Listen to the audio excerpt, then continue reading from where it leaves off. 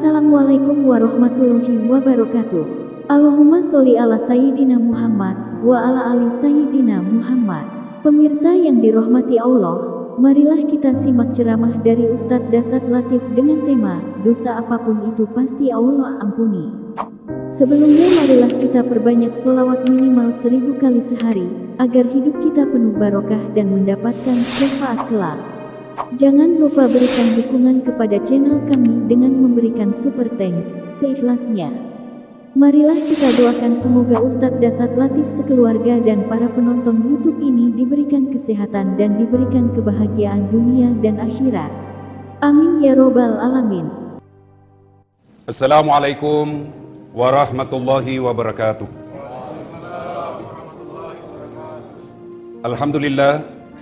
Alhamdulillahi rabbil alamin. Wabihi nasta'inu ala umurid dunya waddin. Ashhadu an la ilaha illallah wa ashhadu anna Muhammadan abduhu wa rasuluh. Allahumma salli ala Sayyidina Muhammad wa ala alihi wa sahbihi ajma'in. Amma ba'd. Faqad qala Allah subhanahu wa ta'ala fi kitabil karim wa huwa asdaqul qailin. A'udzu billahi minasyaitonir rajim. Bismillahirrahmanirrahim. Ya ayyuhalladzina amanu dukhulu fis silmi kaffatan wa la tattabi'u khutuwatis syaitan innahu lakum aduwwum mubin. Wahai orang-orang yang beriman, masuklah engkau ke dalam Islam secara sempurna dan janganlah engkau ikuti langkah-langkah setan, karena sesungguhnya setan itu musuh yang nyata bagi kalian. Dan di tengah-tengah kita, meskipun lagi masjid dengar ceramah, masih ada setan di tengah-tengah kita. Apa setannya Ustadz? Bukan popok, bukan juga parakang, bukan juga uka-uka, tapi apa setan yang ada di tengah-tengah kita? Handphone. Ustadz sudah ceramah masih SMS juga. Simpan dulu HP, simpan dulu dik, kita dengar ceramah dulu. Selama kita pegang itu HP, nagoda ki setan untuk balas WhatsApp. Simpan dulu, simpan. Kalau perlu kasih menghadap ke bawah dia. Saatnya untuk dengar dakwah. Wa qala aidan bismillahirrahmanirrahim. Innallaha wa malaikatahu yusalluna ala nabi. Ya ayyuhalladzina amanu sallu alaihi wa sallimu taslima. Sesungguhnya Allah dan para malaikatnya bersalawat kepada Rasulullah Muhammad sallallahu alaihi wasallam, maka wahai orang-orang yang beriman, bersalawatlah kalian kepada Rasulullah dengan sebaik-baik salawat. Allahumma salli ala Sayyidina Muhammad wa ala alihi wa sahbihi ajma'in. Amma ba'd. Ibu bapak, saudara-saudara sekalian, jamaah Tarawih Masjid Al-Aqsa Universitas Hasanuddin yang insya Allah dimuliakan dan dirahmati oleh Allah Subhanahu wa Ta'ala. Telah datang bulan Ramadan, bulan yang kita rindu-rindukan. Tentu orang yang beriman, Pak Kepala Talak tidak merindukan. Sebenarnya puasa mesti di orang. Ya. Orang beriman tentu merindukannya. Sidang jamaah yang saya muliakan, bulan Ramadan banyak sekali namanya. Disebut dengan bulan penuh ampunan, disebut dengan bulan dilipat gandakan segala kebaikan, disebut dengan bulan dikabulkan semua doa-doa, disebut dengan bulan ibadah-ibadah sunnah sama nilainya dengan ibadah wajib. Banyak lagi namanya. Salah satu nama bulan suci Ramadan adalah bulan penuh rahmat. Bulan penuh rahmat. Lalu Nabi masih suatu Ustaz, jadi kalau masuk Ramadan itu otomatis makin dapat rahmat? Tidak. Kalau mau kau dapat rahmat ada syaratnya. Apakah semua orang yang ingin dapat rahmat otomatis dapat rahmat? Tidak, harus ada syaratnya. Sama baru-baru ini, seluruh tamatan SMA daftar SMPTN. Apakah semua yang mendaftar otomatis masuk? Otomatis masuk perguruan tinggi negeri? Tidak, ada syaratnya. Apa syaratnya? Lulus nilaimu bos, memenuhi kriteria. Baru bisa lulus. Kalau tidak bisa. Meskipun kau mau sekali, tidak. Demikian juga Ramadan, harus ada syaratnya mendapat rahmat dari Allah. Apa syaratnya? Inilah yang kita bahas pada taklim kita kali ini. Mudah-mudahan cukup waktu. Dalam Al-Quran Allah jelaskan, bismillahirrahmanirrahim. Innalladzina amanu walladzina hajaru wajahadu fi sabilillahi ulaika yarjuna rahmatallahi wallahu ghafurur rahim. Ayat ini menginformasikan, Anda ingin dapat rahmat Allah, ada 3 syaratnya. Berapa dek? Berapa? 3 bos. Lebih susah syaratnya jadi anggota DPR. Apalagi jadi wali kota, repot, baku gugat-gugat. Seandainya nak tahu itu bagaimana hukumannya jadi pemimpin yang salah gunakan amanah, dikasih api neraka, tidak ada mau jadi pemimpin bos. Berarti mana dede api. Cuma karena dia bayangkan ajudan, dia bayangkan pangkat, dia bayangkan Garuda, Omo semua. Nah, syaratnya apa? Al-Quran menjelaskan. Satu, innal ladzina amanu, beriman kepada Allah Subhanahu wa taala. Langsung anak muda tepuk dada. Gampang Ustaz. Punna iman ji beres mi. Sorry bos, mengaku beriman gampang. Tapi yang sulit adalah diakui oleh Allah sebagai beriman. Contoh, kenal Ki Yusuf Kalla? Kenal? Joya Wapres kah? Kenal? Omku itu bos. Bapakku sama bapak saudara. Cikaling amureku. Ngaku gampang. Kenal Ki Donald Trump? Kenal? Nenekku dengan nenek itu sepupu. Ngaku gampang. Tapi yang sulit diakui. Saya bilang saya masih pamannya. Saya itu Yusuf Kalla paman saya. Tapi begitu dicek ke Pak JK. Pak JK, kemana kan tak das atletik? Siapa? Tidak pernah aku dengar.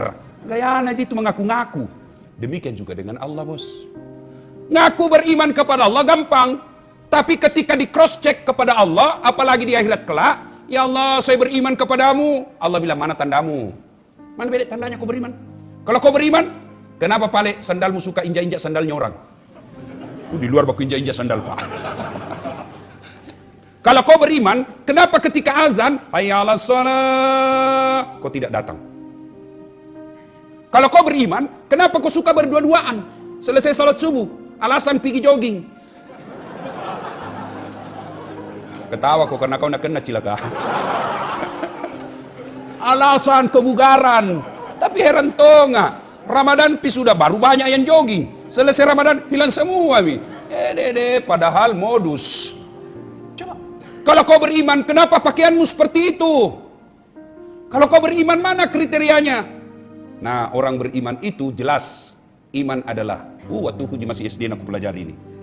Iman adalah meyakini dalam hati, mengucapkan melalui lisan, melakukan dalam kehidupan sehari-hari. Dari definisi operasional ini, maka dapat diambil kesimpulan ada 3 syaratnya iman. 1, yakin dalam hati. 2, ucapkan melalui lisan. 3, lakukan dalam kehidupanmu. Maaf. Kita sekarang ini iman kita baru 2/3. Yakin, ucap, belum tentu dilaksanakan. Bagaimana hukumnya jilbab yang lebar dan tidak kentara lekuk-lekuk tubuh? Wajib. Apa maksudnya? Dosa kok kalau kau tidak lakukan. Kenapa simpi-simpi jilbabmu? Lebih seksi kalau begini bos. Dia belum lagi beriman kepada Allah. Kenapa? Dia hanya di bibir, hanya diyakini, tapi belum dilakukan. Bagaimana menurutmu Ramadan? Saya mendapat hadis bahwa Ramadan itu seperti buah kelapa. Makin lama makin kuat, makin lama makin banyak santannya, makin tua Ramadan makin banyak pahalanya. Oh itu benar menurut Nabi itu. Tojeng jo. Cocok itu Nabi bilang Ustaz. Kenapa pada akhir Ramadan hilang semua mako? Wah mall. Ini kalau awal Ramadan saya lihat itu dengan penuh sampai di luar. Sampai di luar itu pak. Tapi boleh taruhan 15 ke atas tanya mi pak.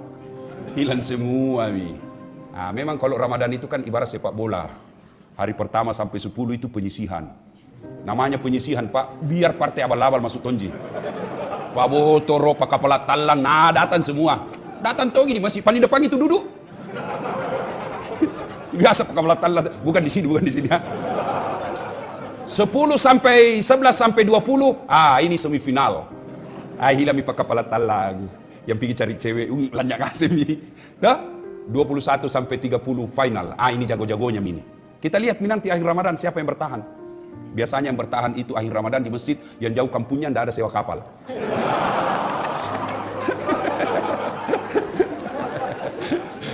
Tahu bos, pernah tonjek jadi mahasiswa. Syaratnya beriman. Adik-adik sekalian kita kuliah di Unhas ini dengan berbagai macam fakultas. Silakan jadi pengacara, tapi pengacara beriman. Silakan jadi dokter yang beriman. Silakan jadi ahli komunikasi yang beriman. Silakan jadi insinyur yang beriman. Apa saja profesi kita, tapi landas dan utamanya iman. Kalau dia jadi tentara beriman, maka dia lindungi ustadz. Kalau dia dokter beriman, maka ilmu kedokterannya akan dimanfaatkan untuk mengangkat harkat dan martabat umat Islam. Kalau dia jadi ekonom yang beriman, maka ekonom ilmu-ilmunya digunakan untuk mengangkat citra dan martabat Islam. Silakan apa saja profesi dan pendidikan kita, tapi landasannya adalah iman. Pejabat beriman, tentara beriman, politisi beriman, artis beriman, rampok beriman. Itu ada cerita Ji. Cerita warung kopi. Dia ini perampok masuk rumahnya Ustadz. Ini Ustadz rupanya buku semua di rumahnya. Sangin buku semua, dinding-dindingnya penuh buku. Begitu masuk perampok, sangin buku. Begitu dia buka lemari, dia ambil buku satu judulnya. Apa judulnya? Cara tobat bagi seorang perampok. Anda jadi perampok. Satu, ingin mendapat rahmat dari Allah, beriman kepada Allah. Syaratnya pertama, aman, beriman kepada Allah Subhanahu wa taala. Yang kedua, karena waktu yang terbatas. Syarat kedua, innalladzina amanu walladzina hajaru. Mereka berhijrah kepada ajalan agama Allah. Apa itu hijrah? Ini lagi populer ini istilah hijrah. Hijrah, bahasa milenial. Hijrah itu bahasa gampangnya taubat. Mereka bertobat. Sekarang anak-anak baru 3 bulan belajar YouTube, hijrah. Celanamu tidak dibawa di atas mata kaki, kalau dibawa mata kaki masuk neraka. Janganku gara-gara dibawa mata kaki celana aku kasih masukin neraka, bos. Jelas namamu itu surga, kasih masukin juga. Kalau tidak mau aku kasih di tengah-tengah, biar kami di pinggir-pinggir saja, lihat kau di dalam tengah-tengah, yang penting surga juga. Ya, baru 3 bulan belajar komunitas hijrah. Ada ustadz yang ceramah tidak memulai dengan innal hamdalillah, bukan ustadz sunnah. Jangan begitu, ya. Jangan terlalu mengklaim. Berislamlah dengan rahmatan lil alamin. Jangan suka menyalahkan pendapatnya orang, ya. Mengikutlah imam-imam dulu. Imam bagaimana? Imam Ahmad ketika datang ziarah ke makamnya Imam Syafi'i, Imam Ahmad tidak mengajarkan tidak kunut. Imam Syafi'i mengajarkan kunut, datang Imam Ahmad ziarah kubur di Imam Syafi'i, Imam Ahmad kunut. Ditanya sama imam anak buahnya, "Ya Imam, Anda mengajarkan tidak kunut, kenapa Anda kunut?" "Apa? Saya menghargai Imam Syafi'i." Kita ini baru belajar 3 bulan agama, itu pun belajar di YouTube. Pas lagi download habis kuotanya. Paham agama sedikit-sedikit, ya. Oke, berhijrah, bertobat. Apa syaratnya tobat? Ustaz, saya bertobat. Apakah setelah mengaku bertobat otomatis diterima tobatnya? Tidak. Apa syaratnya? 1, 2, mengakui. 3, tidak mengulang. Ini agak susah ini. Biasanya kita mahasiswa, tobat mak, Ramadan ini tobat. Tak mau lagi pacaran. Iya mak, betul. Sekali di WhatsApp lagi sama ceweknya, "Kak, bonceng saya pergi di WhatsApp." Tunggu dek, lebih saya datang. Lupa lagi tobatnya. Ya? Yang keempat, ganti dengan kebaikan. Selama kita menyesal, mengakui, tidak ulang, lalu dia ganti dengan kebaikan, dosa apapun pasti Allah ampuni. Itu kalau dosa kepada Allah. Tapi kalau dosa kepada sesama manusia, tobatnya agak ribet sedikit. Tambah syaratnya apa? Minta maaf sama yang bersangkutan. Dan minta maafnya ini agak berat. Kenapa? Harus disebut judulnya. Ini agak susah. Tidak boleh orang minta maaf saja. Minta maaf lahir batin dunia akhirat, sengaja tidak disengaja, ujung ram sampai ujung kaki. Dan begitu caranya, bos. Gimana caranya? Sunnah, jabat tangannya. 2, senyum. Tentu jabat tangan orang tidak mau senyum. 3, pandang matanya. Pandang tentu dengan pandang ramah, jangan pabola. Gitu. 4, salawat kepada Nabi. Allahumma salli ala Sayyidina Muhammad wa ala ali Sayyidina Muhammad. Yang 5 yang agak berat, sebut judulnya. Bos, pernah dulu itu mata kuliah ini, pengantar ilmu hukum, waktu mau kita final test hilang catatanmu toh? Iya ya, jengkelku itu kurang ngajar itu yang curi. Kok dah. Nah sudah bilang, minta maaf nak saya yang curi. Nah, Nabi bilang teman tak saya maafkan kau kasih kembali dulu bukuku. Tidak boleh minta maaf, bukunya orang tetap nucok kok. Maka ini pejabat-pejabat yang pernah ngambil barang negara ini agak susah. Dia harus datang ke seluruh rakyat Indonesia dan minta maaf kepada seluruh rakyat Indonesia. Adik-adik yang pernah curi sendalnya Pak Imam, Pak Imam maafkan saya. Kenapa dek? Pernah dulu hilang sendal tak? Buku suka lagi itu. Saya ambil ke Pak Imam. Saya bilang kasih kembali dulu. Baru maafkan kok. Tidak boleh minta maaf sendalnya orang tetap diambil. Jadi adik-adik yang pernah ngambil barang-barang teman Ramsis, kasih kembali ki bos. Una lupa mau tereki pandra kok. Disuruh pikul kok nanti itu semua barang yang pernah kau curi. Kalau hijrah kembalikan. Kalau sudah meninggal orangnya, cari ahli warisnya. Kalau tidak dikembalikan, kita wafat meninggal dunia, di padang mahsyar disuruh pikul itu yang barang pernah diambil. Pas lewat teman-teman bilang, kurang ajar lah. Kau paling ambil ki, setengah mati aku cari ke satu kamar jadi lagi kau sembunyi. Coba, ya, mengakui, menyesal, tidak mengulang, ganti kebaikan. Kalau berkaitan dengan manusia, maka minta maaf sampai bersangkutan. Berkaitan dengan barang, syarat yang keenam, kembalikan barangnya orang. Nah, sekarang itu bertobat. Bagaimana cara bertobatnya, Ustaz? Cara bertobatnya ada dua. Cara bertobat satu, tobat bilizan. Cara apa, Ustaz? Memperbanyak istighfar. Astaghfirullahaladzim wa atubu ilaihi la ilaha illa anta subhanaka inni kuntu minadz zalimin. Itu Ramadan dulu waktu ku kecil, TVRI sama RRI itu kan kalau mau orang muka istighfar itu radio, televisi. Nashhadu Allah ilaha illallah wa nastaghfirullah nas'aluka ridhaka wal jannah wa na'udzubika min sakhatika wan nar. Allahumma innaka afun karim tuhibbul afwa fa'fu anna ya rahim. Itu dulu TVRI sama radio RRI. Dulu. Sekarang hilang semua. Begitu orang mau buka muncul semua politisi. Saya anggota DPR RI. Komisi 3. Ngapa kok kalau kau DPR? Saya direktur ini. Sibuk nah. Nah, kalau betul-betul bertobat dan ingin diampuni dosanya di bulan suci Ramadan ini, maka jelang buka saat paling baik adalah saat jelang buka beristighfar. Astaghfirullahaladzim wa atubu ilaih la ilaha illa anta subhanaka inni kuntu minadz zalimin. Dengan catatan kalau kita istighfar, jantung kita di depan makanan, Bos. Nashhadu Allah ilaha illallah. Jalan kote 2. Nambe 2 jalan kote. Wa nastaghfirullah pisang hijau. Nasi goreng. Tidak, itu namanya mulut istighfar dalam hati yang mana dulu kumakan. Ya, yang kedua, kalau betul-betul ingin mendapat rahmat Allah di bulan suci Ramadan ini, maka setelah memperbanyak istighfar, lalu tunaikan sholat sunnah taubat. Selesai sholat maghrib, nunggu isya, sholat sunnah taubat. Berapa rakaat? 2 rakaat salam, 2 rakaat salam, 2 rakaat salam, sampai 6. Bolehkah 2 Ustaz? Boleh. Boleh 4, lebih bagus. 6 lebih utama. Sama tong martabak. Ada yang super, ada pipi super. Begitu juga. Kalau 2 biasa. Kalau 4 luar biasa. Kalau 6 sangat luar biasa. Salat sunat taubat. Daripada kita gentayangan di luar, lebih kita maghrib nunggu isya. Salat sunat taubat. 2 rakaat salam, 2 rakaat salam. Ya? Sholli sunatal taubat, rakataini lillahi ta'ala, Allahu Akbar. Itu bahasa Arab. Saya niat salat sunat taubat, 2 rakaat sunnah hukumnya bagi saya, lillahi ta'ala, Allahu Akbar. Masih repot, paling gampang. Berdiri tegak, menghadap kiblat, baru bilang maki, Tuhan, sampai sunat taubat kayak ini nah, Allahu Akbar. Serius ini anak mudanya ketawa. Bambang. Sudah itu 2 rakaat, ulang lagi. Tuhan, masih seperti yang tadi. Allah. Kapan tobatnya? Sujud terakhir. Tobat maki, sujud terakhir. Apa? Sampaikan. Ibarat kita menulis, kita punya diari. Curhatlah di diari itu. Curhatlah ketika kita sujud. Sampaikan apa penyesalan dan dosa yang pernah kita lakukan. Ya Allah, saya hilap ya Allah. Saya pernah berzina ya Allah. Saya di luar kontrol. Saya betul-betul hina.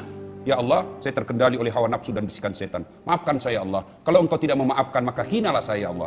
Engkau Tuhan tempat hamba menyembah, dan engkau Tuhan tempat hamba mohon bantuan dan pertolongan, maka tolong hamba ya Allah. Ampuni dosa dan kesalahan saya. Yang lebih penting ya Allah, berikan saya kesanggupan dan kemampuan tidak mengulangnya. Karena tanpa hidayah, biasanya kita ulang. Tobat hari ini, ulang lagi. Tobat lagi, ulang lagi. Tobat lagi. Malaikat iyon apa cobi-cobi kok. Yang ketiga, jika ingin mendapat rahmat dari Allah Subhanahu wa taala, yang ketiga, innalladzina amanu walladzina hajaru wajahadu fisabilillah. Berjihad di jalan agama Allah. Ini yang banyak sekarang mulai kita takut menyebut kata jihad. Jihad menurut Imam Al-Ghazali, segala sesuatu yang diniatkan lillahi taala itu jihad. Puncak jihad adalah mengendalikan hawa nafsu. Itu puncak jihad.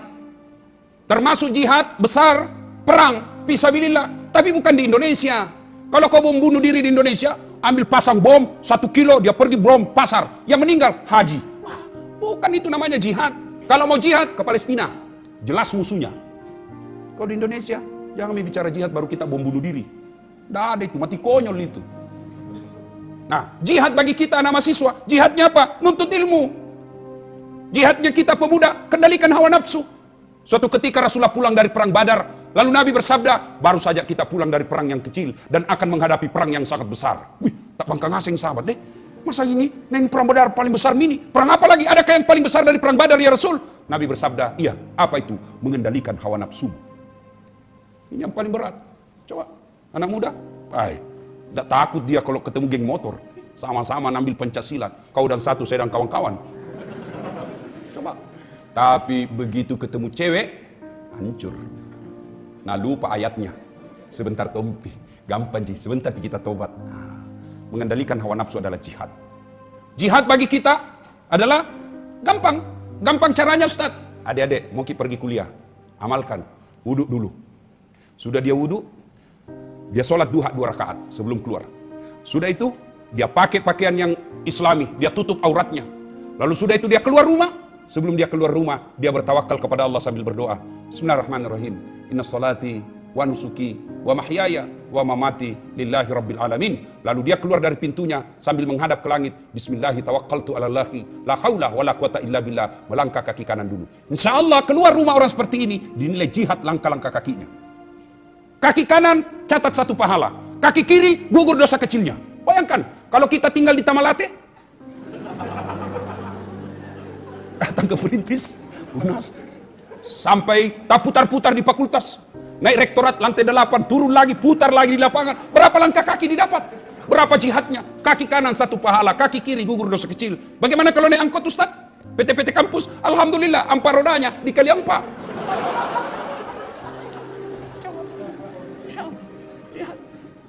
Tiba-tiba kita pulang dari kuliah, ketemu geng motor. Nah tarik kita punya tas ransel, dia tarik juga, kita baku tarik. Nah tinju kita tinju juga, dia pukul kita tunduk. Timpak, kena. Kenapa jatuh? Nah aku pelan-pelan sih Tuhan. Ternyata usut punya usut, bisulnya nak kena. Kita sudah berdoa. Tiba-tiba kita kena peluru nyasar, mati syahid bos. Kok bisa? Bukankah nuntut ilmu itu adalah jihad? Bukankah cari nafkah itu jihad? Bukankah membahagiakan orang tua adalah jihad? Lalu kita pulang dari kuliah, menuntut ilmu bagian dari ibadah. Membahagiakan orang tua adalah ibadah. Karena kita kuliah karena ingin memuliakan orang tua kita supaya dia bangga anaknya sarjana. Tiba-tiba di jalan ditabrak mobil, mati syahid. Sudah ada wudunya, ditutup auratnya, dia sudah sholat duha, dia sudah berdoa, inna sholati, sesungguhnya solatku, wa nusuki, ibadahku, wa mahyaya, hidupku, wa mamati, dan matiku, lillahi rabbil alamin. Saya serahkan segalanya kepada Allah. Bismillahi, dengan nama Allah, tawakkaltu, saya berserah diri. La haula wa la quwata illa billah. Tidak ada daya dan kekuatan kecuali datangnya dari Allah Subhanahu wa taala. Akhirnya ayat ini Allah tutup. Ulaika yarjuna rahmatallahi wallahu ghafurur rahim. Itulah orang-orang yang betul-betul aku rahmati, kata Allah. Mereka beriman sepenuh hati, mereka berjihad fisabilillah, kemudian berhijrah di jalan agama Allah. Itulah orang-orang yang betul-betul aku rahmati. Sesungguhnya Allah Maha Pengampun. Sudah diberikan rahmat Allah, ditambah dengan ayat berikutnya, innallaha ghafurur rahim. Allah ampuni dosa-dosanya. Sesungguhnya Allah mencintai orang-orang yang bertaubat. Semoga Allah Subhanahu wa taala membukakan pintu hidayah di bulan suci Ramadan ini, sehingga kita mampu betul-betul mempertahankan hidayah yang kita peroleh dan kita amalkan dalam kehidupan sehari-hari. Dan yang lebih penting dari itu, kesalehan kita keluar setelah Ramadan tetap soleh, bahkan lebih